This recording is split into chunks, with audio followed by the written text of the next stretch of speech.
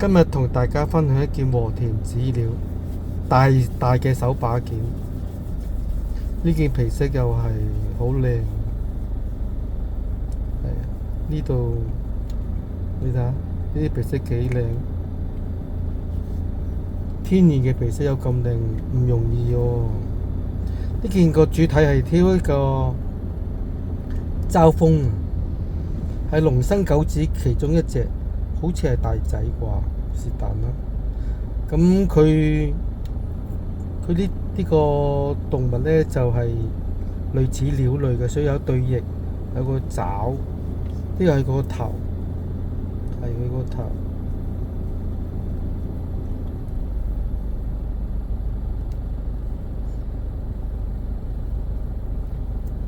做呢件嘢都唔容易喎，係啊，有好多嘢位置要保留，又要做咗好多啲裂痕嗰啲。嗱，呢皮色靚到不得了，肉好白啊，肉好白，手機冇實物咁白。件嘢又係咯，去到個客人手上呢，變晒。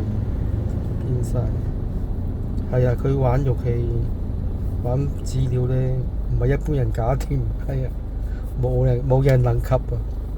幾靚嘅皮色，仲有另一件嘅，下次同人哋分享。兩件都係精品嚟㗎啦，變咗。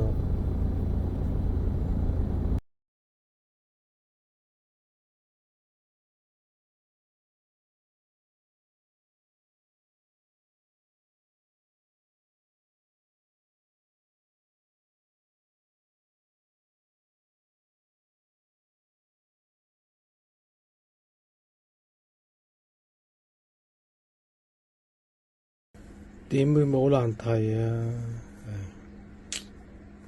你睇下今朝做到而家啦，呢度都未喐過，嗰啲裂唔理佢住，做咗個主體先。真好討厭。係啊，佢要左避右避啊！嗱，好似一塊翼咁樣，你咁樣一嘢掃落嚟，係咪簡單咧？又要避呢度，又要避嗰度，掃到呢度，留返呢個趷起，又要慢慢收呢度。